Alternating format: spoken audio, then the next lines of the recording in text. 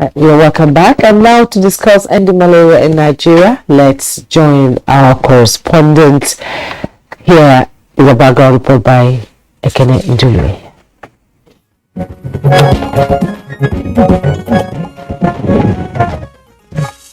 200,000 Nigerians were reportedly killed by malaria in 2021, while 61 million others suffered afflictions from the disease.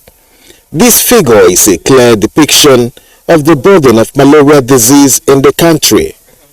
Nigeria, Democratic Republic of Congo, Tanzania and Mozambique are said to account for over half of all malaria deaths globally. Behind these figures are children under the age of 5 who are the most vulnerable group, accounting for over 80% of all malaria deaths in Africa. The good news is that malaria is preventable, treatable and curable, and the global target is to end the disease by 2030. The National Malaria Elimination Program, Rollback Malaria Program, and Global Malaria Elimination Program are some of the global and local efforts towards fighting the disease. Apparently, eliminating the disease will take sustained local funding and strong political commitment at the federal and state levels. The recent inauguration of the End Malaria Council in Nigeria by President Buhari is hoped to be the much-needed game-changer, as its program is designed to remove operational bottlenecks and resource gaps in the fight against malaria.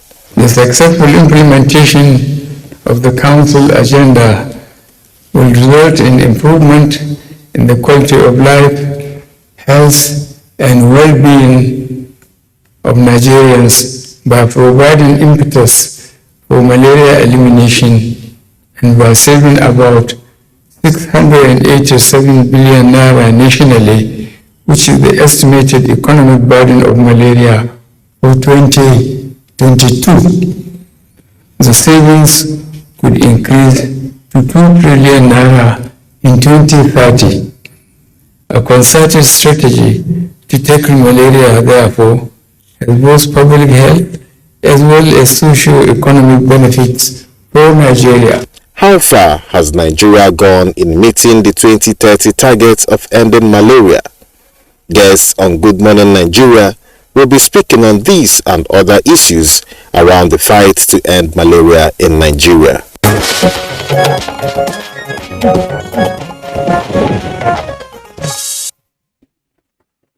And we're now to discuss ending malaria in Nigeria. Let me first introduce here in Abuja studio Dr. Perpetua Uhomobi. Am I right? Yes. All right. Uhomobi is the director and national coordinator, National Malaria Elimination Program, Federal Ministry of Health, and the secretary of the Nigeria End Malaria Council, NEMC. You're welcome to Good Morning Nigeria. Thank you. Good morning, Nigerians. Thank you very much. Also joining us here is Dr. Isaac Kuma Abuja, public health specialist. Glad to have you here this morning. Good morning, my pleasure. Glad to be here. Thank you so very much, and good to really have you to discuss this very important topic and very important disease. But in the meantime, it's better we notify you that we'll be expecting Professor Abdulsalam Inesidi, Pioneer Director General, Nigeria Center for Disease Control and Provost, College for Health Sciences, University of Africa. He'll be joining us from Kano anytime we're able to get the connection with it. Let's get started and see what's there in it for us this morning as far as eliminating malaria is concerned. I want to start with you, Dr. Isaac Abuja. Looking at malaria, it's a common thing, it's a common disease, it's all over the place, and it doesn't seem to be so much of a threat to anybody anymore because everybody knows it and everybody feels it, everybody carries it along.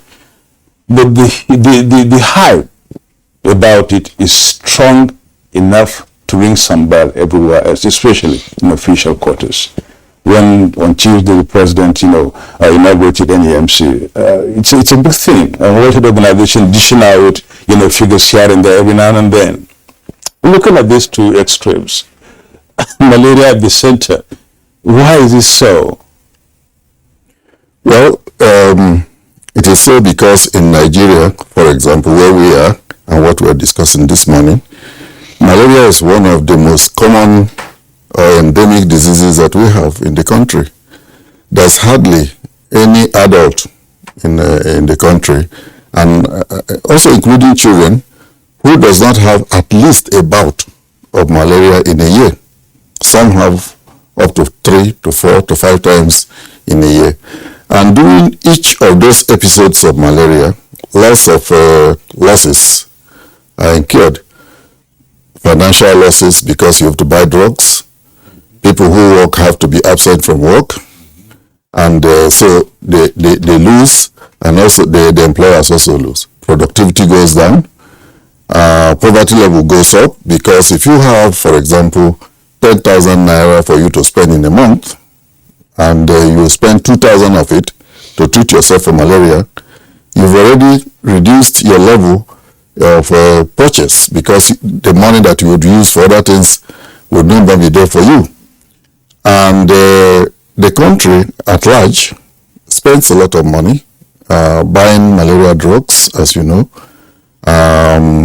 both privately and publicly, in hospitals, in homes, in pharmacies, everywhere you go. There's hardly any pharmacy that does not have an anti-malaria drug on the shelf. And each of them is sold as if it is food. And so we are losing a lot of money. We are losing a lot of strength. We are losing a lot of lives. That's even the most worrisome one. The introduction that was given, you heard that we have over 200,000 deaths last year alone. That's a lot of number. And it is also estimated, from what the president just said too, that by 2030, we'll be spending, or the burden of malaria will take about 3 trillion naira. Assuming that the inflation rate is what it is today now, I'm sure it will go up. But even if it is what it is today, to spend 3 trillion naira on one problem of the country is a lot of money. And we have a lot of problems. Even within the health sector, malaria is only one. We have others. Yes, exactly. We have others, and they keep, piling up all the time. But Dr. Perpetua, they said the malaria control program has been in existence since 1948. The question is, why are we still talking about ending malaria and not celebrating the total eradication of it, like other countries around the world? Well, thank you very much. Malaria, like you rightly said, is still a major public health problem in Nigeria, because Nigeria tops the countries with the highest burden of malaria globally. And of course, there are many things that are responsible for this, despite the fact that the National Malaria Program under the Federal Ministry of Health has put in measures, with the support of our bank malaria partners over the years, to tackle the problem of malaria in Nigeria. It remains a problem because it's not just a public health problem, it's also a social, economic, and a developmental problem. So you cannot address malaria alone if you don't take care of these other factors. So it requires a multi-sectoral approach to arresting and eliminating malaria in Nigeria. So we have to look at the environment. Environmental management is very key. And we have to look at housing, how people living, particularly in the rural area. You see what we have seen over the years with data is that malaria disproportionately affects the poor because of, socio-economic issues, their environment, their housing, and other things that predispose them to malaria. Like you said, 2 or 3 episodes a year, and malaria also increases decreases their productivity and increase their economic losses, because absenteeism from work, taking care of sick children, out-of-pocket expenses, and all that. So it's unless we tackle it holistically, it's going to still remain a problem. We have made significant gains over the years. For instance, in the past 20 years, more than 200 million cases deaths have been averted. the burden of malaria in terms of prevalence in children under 5 has decreased from 42% in 2010 to 23% in 2018. That was the last demographic and health survey, national survey that was conducted.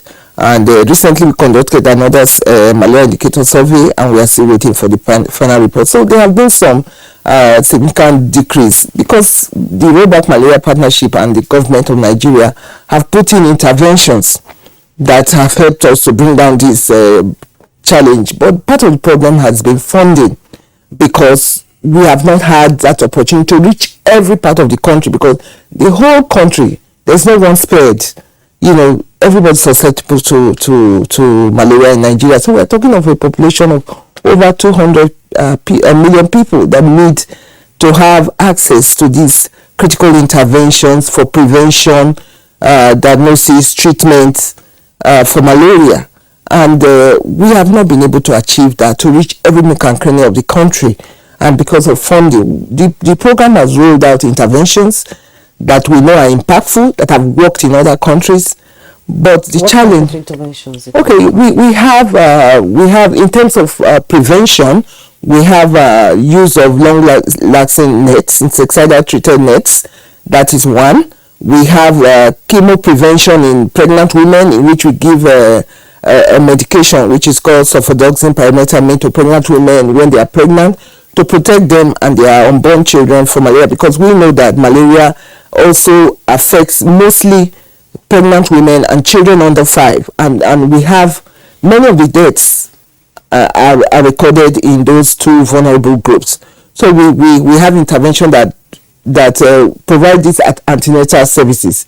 And then for children under 5, we have what we call the seasonal malaria chemo prevention, also giving medications during the peak transmission season. You see, in the country, because of our climatic condition, most part of the country have this rainfall pattern that, of course, also promotes the breeding of mosquitoes. So malaria is mostly the highest transmission season is during that rainy season. So this chemo prevention tends to target children under 5 to give them this mass drug in population from household to household in those areas that have very short rainfall season between July and October, and that's where you have more cases and deaths. And so we target children in those part of the country with these drugs to protect them from getting malaria when that season comes. And then even if they don't end up having the severe malaria that leads to death. So those are the prevention on the prevention aspect. Of course, we also promote the use of personal protective devices, beyond the nets, and indoor residual spraying is also another key intervention. But we have not been able to have full coverage of all this intervention to every part of the country where it's needed. So that has been a challenge. Unless we achieve that universal coverage of this intervention, whether you are giving mass distribution of nets to states, everybody, or you are using these drugs at health facilities and all this, unless you are able to do that to everybody that needs it, you can't make that significant progress that needs to be done to effectively tackle the problem of malaria in Nigeria. Okay, thank you so much, Dr. Perpetua. We've just gotten signals that our Kano connection is already talking about Professor Abdulsalam Masidi, Pioneer Director General, Nigeria Center for Disease Control, and the Provost College of Health Sciences, University of Africa. Welcome to Good Morning Nigeria, Professor Abdulsalam. Good morning, and good morning, Nigerians. Thank you. Thank you. Let's get started. Let's get moving on and see what exactly we could get from you as regards to malaria as we look towards the eradication of malaria in Nigeria. We've been talking about, laying the background from the beginning. I don't know whether you've been following this, but all the same, let's get your perspective of this disease, which has, been so common and so dangerous to, almost every other person in Nigeria and in the tropics here. Tell us more about what you know about this disease that seem to be a friend and, of course, an enemy at the same time, being with us for quite a long time?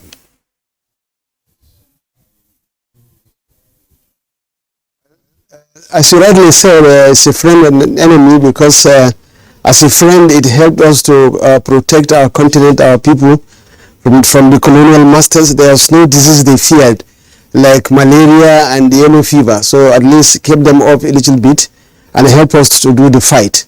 But it's an enemy. It kills more of our children than any other disease and any other, event that could afflict us.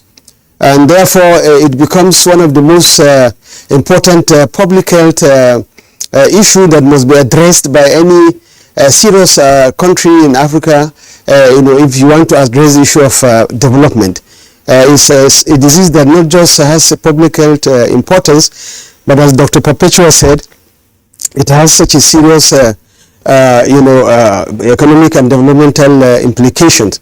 But I don't want to repeat what they have said. We are just very happy that we are now equipped with so many tools that actually we can use nationally, internationally to get the malaria disease eliminated. So we are not just talking of just controlling it or this and that, but to eliminate it completely, meaning, we take care of the parasite that causes the disease and take care of the vector that transmits the disease, and also take care of the disease itself when somebody has acquired the parasite. So apart from the vaccines, which more than 1 million African children have received in the high transmission countries like Ghana, Malawi, and Kenya, that experiment has shown that we are now equipped with a very effective vaccine that can go a long way to at least reduce severity and deaths caused by malaria, particularly in the under 5s. That trial that was conducted since the year 2019 has shown that we have a very effective tool. There are other effective tools that are already working in many countries, and we believe if those tools are deployed, in addition to what Dr. Perpetua said, we will be able to eliminate malaria by the year 2020. One of it, actually, the replacement of the mosquitoes that transmit the parasite. There are experiments going on now in Colombia and other countries, and some African countries are about to start trying it, whereby the Anopheles and the known mosquitoes that treat this parasite can be replaced. They are now growing a mosquito that carries a bacteria that, when released into the environment, will be circulating. It will displace the mosquitoes that actually transmit the parasite, but will not be able to transmit that parasite. That is very effective in not only against malaria, but that method is now effective against other diseases transmitted by other mosquitoes like dengue, like yellow fever, etc. So an effective tool is in the making, is already in trial, is working, and we believe it will join the tool we are now using, the chemotherapy and the vaccine.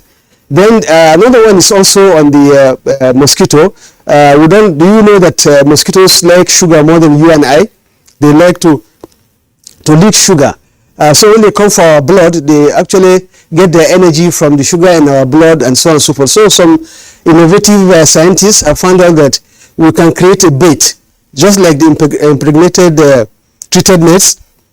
We can create a bait that will have sugar, in it, and that sugar will be mixed with any insecticide, and the mosquitoes, you can't believe it, when they come to the community, they will fly to where the sugar is. They smell the sugar, and they smell one scent in a particular flower. So they are now mixing the scent, the sugar, and the insecticide, and the mosquitoes go and feed on that sugar, and believe it or not, the effectiveness is so high that they die quickly.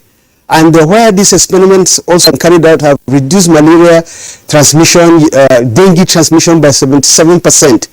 So we have effective tools that by God's grace, by the year 2030, we should be able to actually, work hard to eradicate or eliminate malaria parasite from circulation. Going to stay with you. I actually, and I'm sure everybody in Nigeria today got an education. Sugar, it's unbelievable actually. No, it's still a long way to eradicating malaria in Nigeria. And there's this thing that experts say that apart from government doing its bit, we need attitudinal change here in Nigeria. When people hear vaccine, it's something they run away with from. So what do you think, and how do you think Nigerians need to know that malaria is a disease that kills, and the malaria is a disease that can incapacitate a person? If they get the vaccine, they'll be well and they can function better.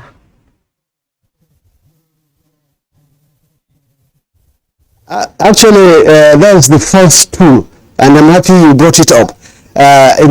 From this point of view, it is the role of the women, particularly the rural women, that can make it happen.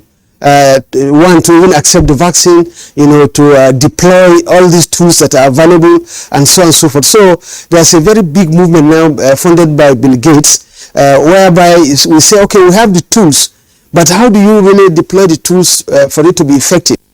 And there's a lady in Cambridge, Kenya Medical Research Institute, Dr. Muhai. She is now working on saying that areas where you actually mobilize the women, especially the traditional, the local women, to be in charge of this eradication elimination program, and you have more than 80% effectiveness.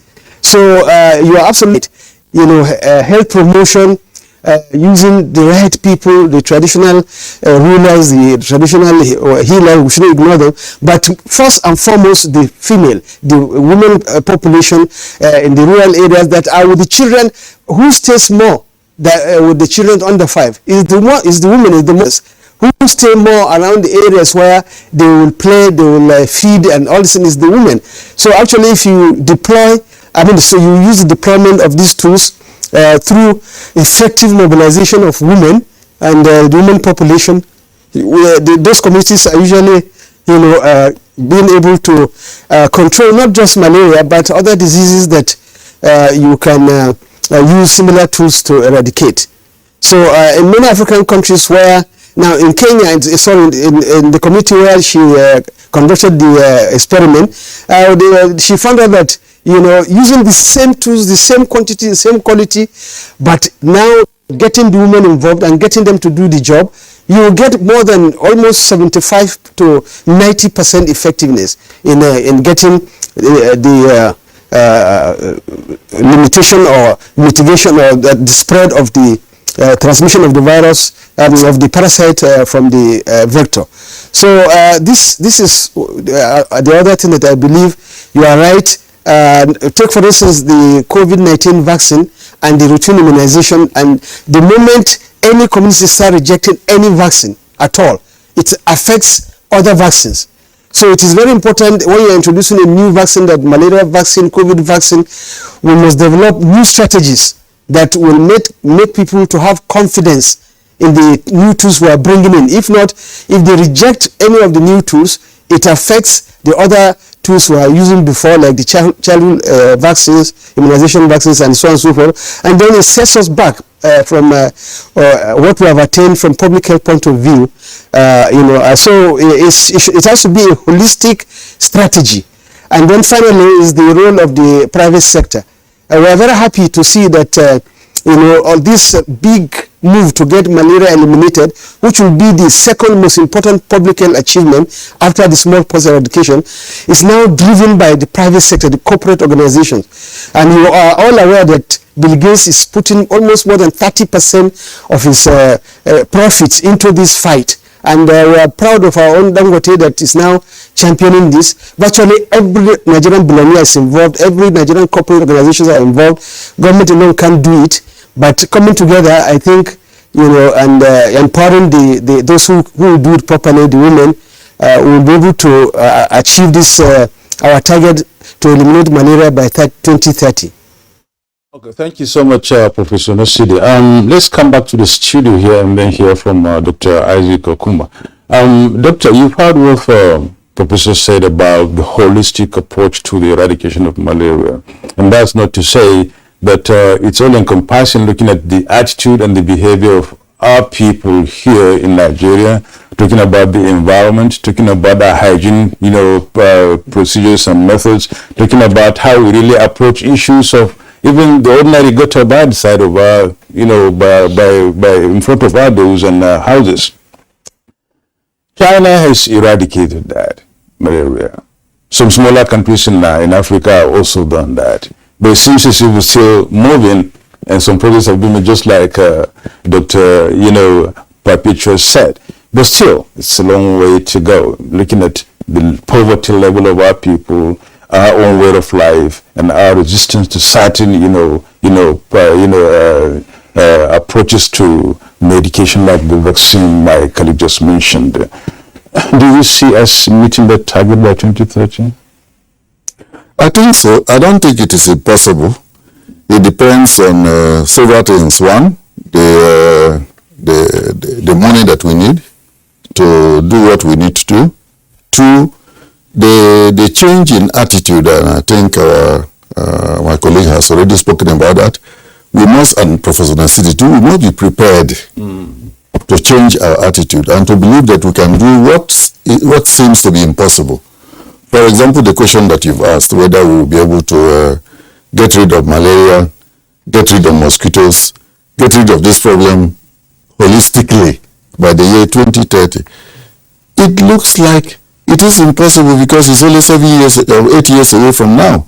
But it is not. It is possible.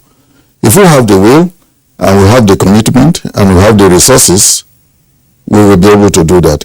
But meanwhile, let me talk about something that we can do in between now and the target or the goal date of 2030. Right now, we are spending so much money on anti-malarials. And one of the things that Nigeria has potential and should have been doing all these years before now is to produce the anti-malaria by ourselves. If you know the quantity and the amount of money that we spend buying anti-malarials from India, from China, even from other countries, you will be amazed and you will be surprised. And you will say, why don't we do this by ourselves? Why are we not producing these anti-malaria by ourselves? Why are we buying them from other countries? We have the potentials. We tried in the 80s. We tried in the 90s. And I remember at the beginning of 2006, 2004, around that time, there was this move for us to get pharmaceutical companies to come and produce anti-malaria, especially ACT, artemisinin combination therapy. We have Artemisia and the plant, from which you get the ingredient to make the anti-malaria that we're using now in Nigeria, and it is grown very well, very, very well in Nigeria. The question is, why are we not using the plant to produce our own anti-malaria? If we have the political will and we have the resources, financial way, where I'm talking about now, human we have, we should be able to produce anti-malarials and cut down the amount of money that we're using to buy anti-malarials from other countries, which is also an economic loss. That's something we can do in between. Also, even the impregnated insecticides that Madam talked about earlier, we were producing them at some point. All of a sudden, for some reason that some of us don't understand, they have stopped producing. And I think it's only 1 or 2 plants that are producing now in Nigeria. They were up to 3, 4, 5 at the time that we started with the noise that we can prevent malaria by using nets. And everybody, we made sure that during antenatal clinics, nets were provided, in some cases free, in some cases at discounted prices.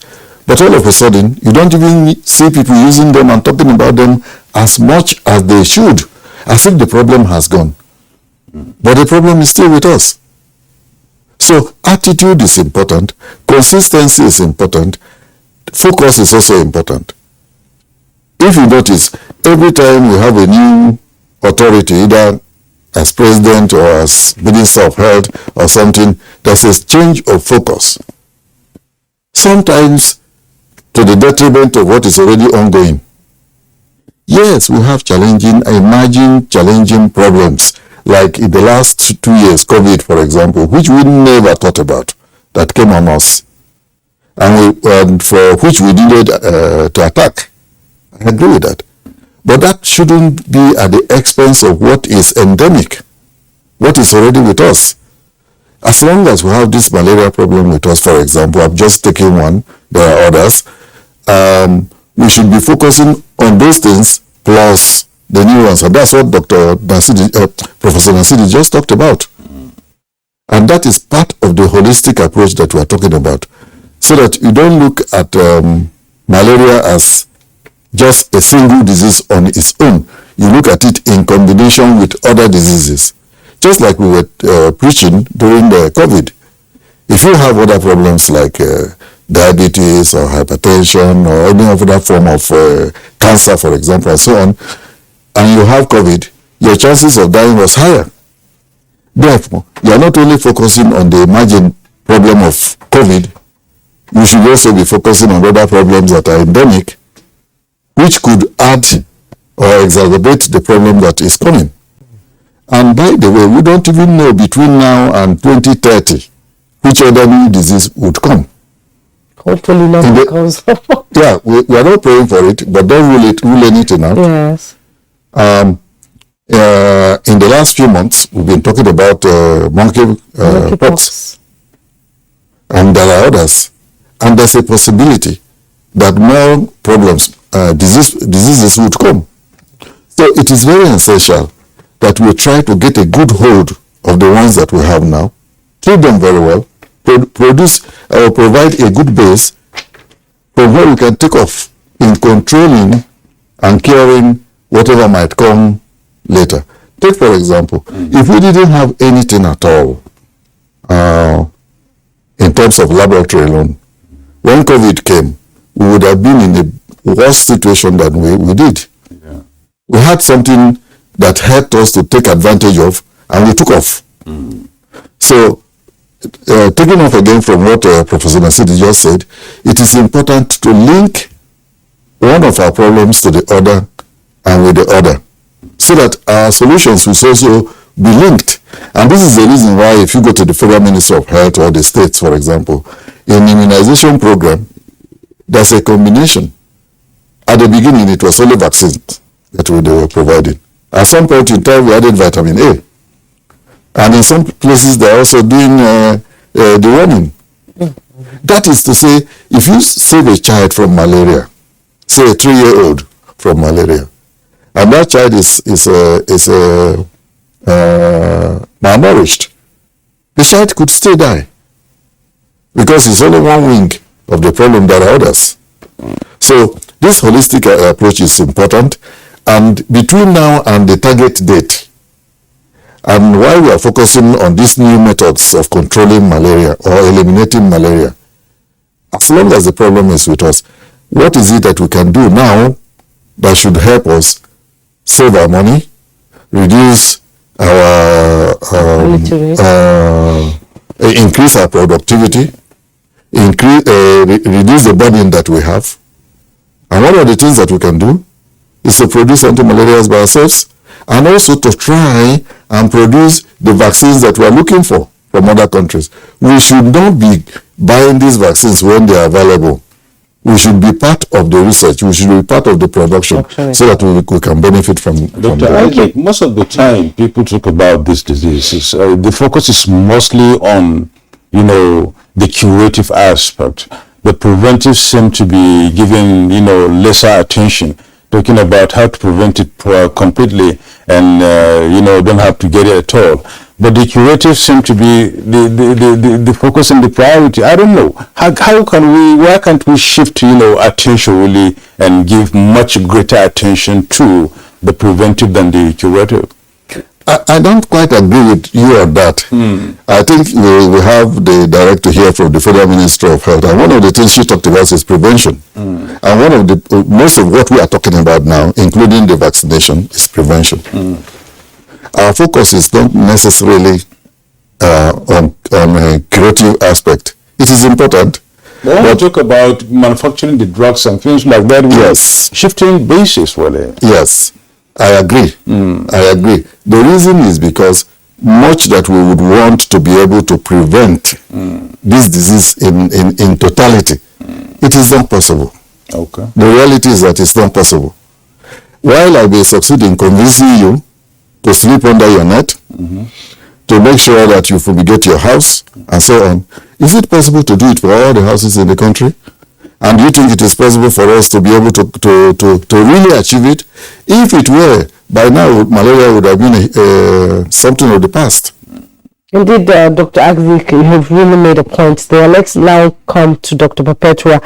In as much as we're talking about progress, let's talk about the clog in the wheel of progress in eradicating malaria, which is self-medication. Yes. Yes, thank you very much for bringing that up. Like you mentioned, like initially when I mostly talked about the prevention aspect, but then you also have the diagnosis and treatment, that's the case management aspect of it. And that case management is also very important because you have to be sure that you are treating malaria, and that means test before treatment. So our people have to have that attitudinal change. So when you suspect that you have malaria, rather than self-medicating, we are promoting that people have to seek care. Go to the nearest health facility, ask for a test, and we have different types of tests. We have the rapid test that you can get the result within 15 to 20 minutes with the rapid test kits. Then you have the microscopy, of course, they take to the lab, it takes a few hours. But you should demand for a test. Whether you are going to the nearby community pharmacist or the patent medicine vendor dealers or in the hospital, you should demand for a test. Don't assume that you have malaria, because not all fevers are malaria. And the more and more you make progress in bringing down the prevalence of malaria in a country, the more you begin to have fevers that are not due to malaria. So people should not assume that once they have fever, because most of these illnesses present with the same symptoms. Even COVID that we're talking about, it's still the same fever, headache, body pains and all that. Initially, at the initial stage, pneumonia, diarrhea, diseases, many, they all have similar symptoms. So rather than people say, oh, I know myself, I know that when I feel like this is malaria, you go to the nearest chemist, give me anti-malaria. So we as Nigerians have to have that attitudinal change.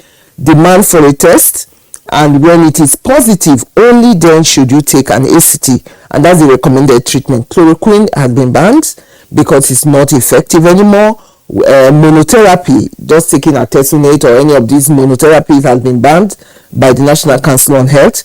So there's a combination therapy, and that's the artemisinin-based combination therapy for malaria, particularly for Nigeria, because that's the type, the Plasmodium parasite.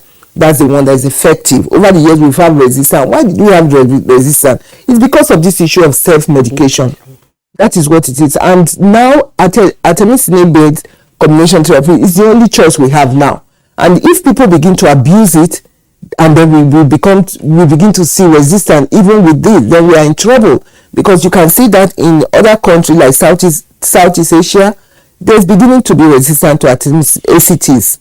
So we are tracking it nationally in the program, through our therapeutic efficacy studies that we do yearly in different sites across the country to make sure that it is still effective. And so far, all our results show that it is still effective. So, but then it can only remain so if we are not abusing it. So people have to desist from self-medication, make sure that it's a positive malaria case that you are being treated with ACTs. Okay, thank you so much, Dr. Perpetua. Professor Lesidi, on a final note, let's hear from you now. As we really earlier said, if China could eradicate malaria, and some countries in Africa can still do that, and some countries, as you mentioned, are making efforts towards, doing that. What do we need to do differently in Nigeria, apart from these efforts that have been mentioned, especially individually and collectively, in order to see to it that this directive by the president that elimination of malaria should be done within that time, and of course even if need be before that time, which is about 7 years to come, although not too long a time. What do you need to do differently?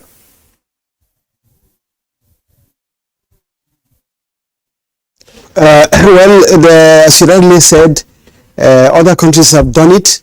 Actually, the first country to control malaria, eradicate it, was Russia.